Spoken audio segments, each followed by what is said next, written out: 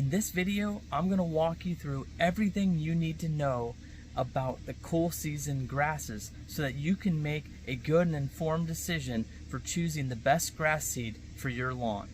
Let's get out of the weeds.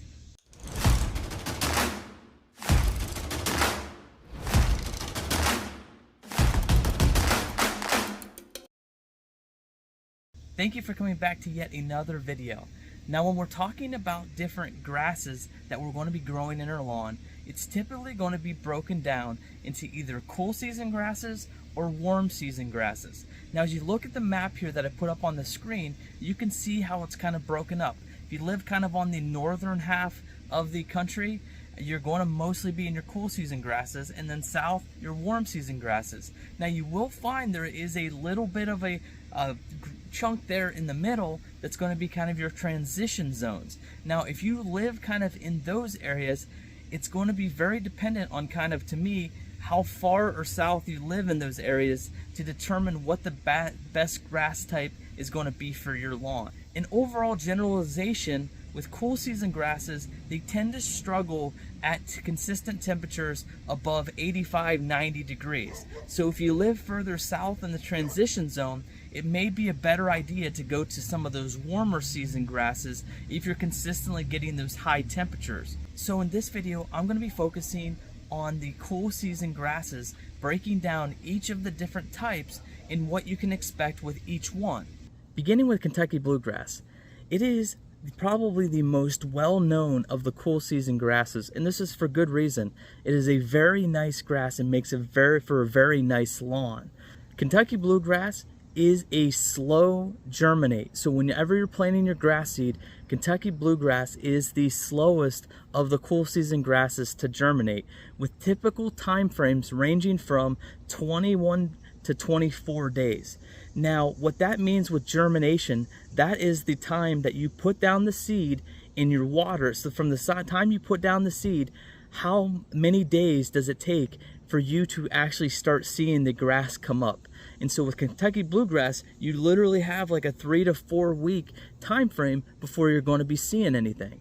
Next, Kentucky Bluegrass is really good for full sun. It is not that good in the shade. So if you have a very shaded lawn, Kentucky Bluegrass is probably not going to be your best bet. Kentucky Bluegrass is a spreading type grass that spreads through rhizomes. So what rhizomes are going to essentially be, in simpler terms, is the grass is going to grow and it's going to begin to spread underneath the ground. It'll send these out and it'll grow up more Kentucky Bluegrass to fill in bare spots. Kentucky Bluegrass does okay in the drought, but in general, Kentucky Bluegrass is a high maintenance grass compared to most of the other cool season grasses and requires somewhere between 2 to 4 pounds of nitrogen per growing season to maintain its good, healthy peak level. Lastly, some of the diseases it's most susceptible to are dollar spot, leaf spot, and summer patch. The one thing to note with Kentucky Bluegrass is it's known to be very thin bladed and provides a dark green color. Moving on to Perennial Rye Grass. Perennial Rye Grass is a quick germinating cool season grass, only taking somewhere between 3 to 5 days to typically begin to see the grass after it's planted. Perennial Rye Grass likes to be in the full sun, so again, not a good grass if you're going to be in a mostly shaded area. Perennial ryegrass does not do very good in drought conditions, so it will want to be watered good in the summer if you're wanting to keep it from going dormant. It is also another higher maintenance grass, also requiring 2 to 4 pounds of nitrogen per growing season. Perennial ryegrass is also a thin bladed grass and provides a dark green color. The disease it's most susceptible to are rust, brown patch, and red thread. The thing to note with perennial ryegrass is that it mixes very well with Kentucky Bluegrass because they have a lot of the same characteristics.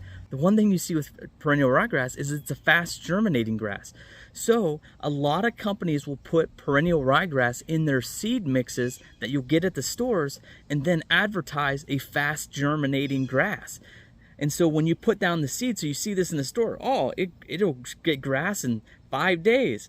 Well, but the reason that is if you look at it and Kentucky Bluegrass is in there, it's not the Kentucky Bluegrass that you're seeing in 5 days. It's going to be that Perennial Ryegrass that they throw in there.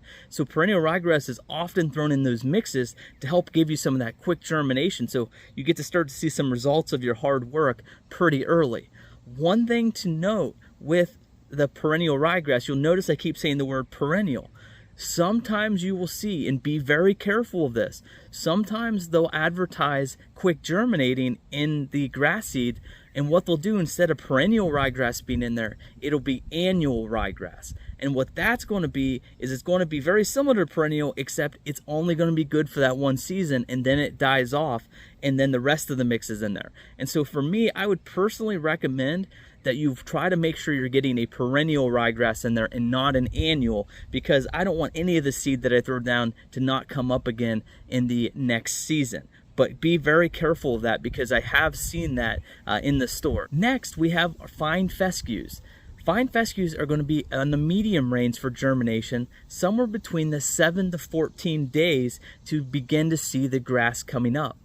Fine fescues can be either a bunch type or a spreading type, depending on the type that you get. The thing to note with fine fescues is they are a very fine, thin-bladed grass, and they are the best cool season grass for shade tolerance. So if you are somebody who has those heavily shaded areas in your lawn, you want to have grass seed down that definitely contains mostly your fine fescues, because they will be the best by far over any of the other cool season grasses to handle those shaded areas. Now, that being said, grasses in general typically are going to need between 4 to 6 hours of sunlight a day to really be able to survive. Sometimes I've seen people that are trying to grow grass like underneath trees and that, and they can't get it to go so far. Well, at some points, you may just not be able to grow grass in certain areas, especially if they're too shaded. And so you may have to go with other options in those areas. But to give yourself the best chance, you need to start with putting down fine fescues. They also do well in drought conditions and are a low maintenance grass, only requiring 1 to 2 pounds of nitrogen per growing season. Some of the common susceptible diseases for fine fescues are going to be rust, leaf spot, and red thread. Now, last but certainly not least, we have tall fescue. Now, I want to break up tall fescue into 3 different types, because there's 3 all with that tall fescue name, but act very, very differently for our lawn purposes. The first one is just tall fescue. Tall fescue in general is going to be a wide bladed grass and more of a medium green color, as opposed to the dark green that you'll see with your Kentucky Bluegrass and Perennial Ryegrass. It's medium quick to germinate, so it's again between that 7 to 14 day mark to see the germination. The thing to note with tall fescue is it's very good in full sun and can be good in shade as well. And so it's a good all-around grass in kind of both conditions. It's also very, very good at the drought conditions. And because of this, that's why any type of commercial area that you see, like grass alongside the highways and grass just kind of in your park areas and things, that's oftentimes going to be tall fescue grass. If you get down and take a look at it, it's a very wide grass blade, typically a lot wider than what you see in normal cool season lawns. Now, you may be hearing that and think, oh man, I want to stay away from tall fescue, so let's move on, go to the other ones. Well, that being said, it gets me to the other 2 types of tall fescue, because they are much better for our home lawns. Beginning with turf type tall fescue. Now, turf type tall fescue brings all of the same characteristics as tall fescue, but is much better suited for your home lawn. This is because it helps to give a darker green color that better matches the other cool season grasses, and with it also comes a much thinner blade to also help it to blend in. It's still typically a little bit wider than, say, your Kentucky Bluegrass, but nowhere near as wide as your traditional tall fescue.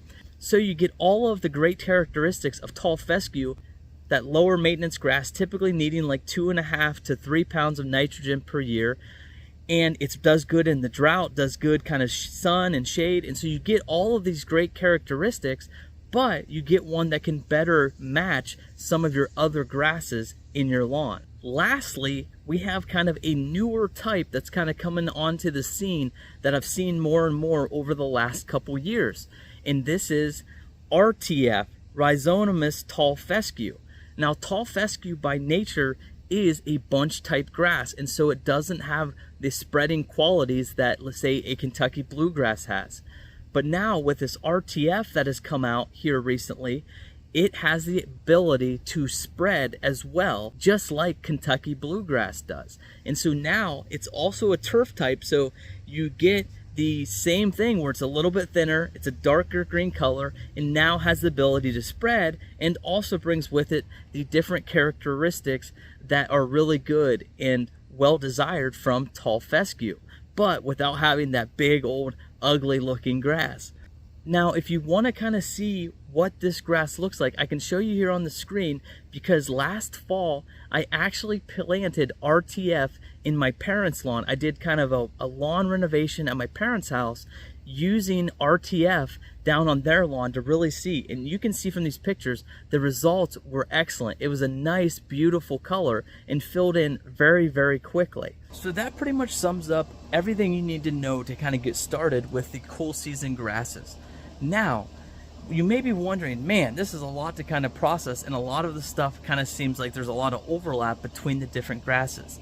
With cool season grass, this is very much the case, because most of them will be mixed together in the same bag. So when you go to your store, you typically, if you flip over the back of the bag and read what type of grass is in the bag, it's typically going to be 2 or 3 types of your cool season grasses. The reason they do this is because it helps give you some of the best of both worlds. Where Kentucky bluegrass doesn't do well, maybe the perennial ryegrass does. Or where the perennial ryegrass struggles, like with spreading, the Kentucky bluegrass takes over and helps to fill in some of the thinner areas. And so what they'll do is put a mix of these different types and to try to help give you a well-balanced lawn that can kind of take on all of the seasonal changes throughout the year. So you will rarely see just one type of grass in the grass seed bags that you're going to get from your stores. This is also because most of the cool season grasses mix very, very well together and have a very, very similar appearance in both their blade width and their color. So I hope this video was helpful, and hope to break down and clear up any confusion you may have on the grasses. If you have any questions about any of them, feel free to reach out to me, and I'd be more than willing to answer any questions that you may have. So look in the coming week or so about my deep dive into the grass seed bags to help you kind of make your final decisions. But this information here should start to help you kind of get an idea of what grass may be best for your lawn. I hope you guys enjoyed this video. I'll see you next time when we get out of the weeds and into a beautiful lawn.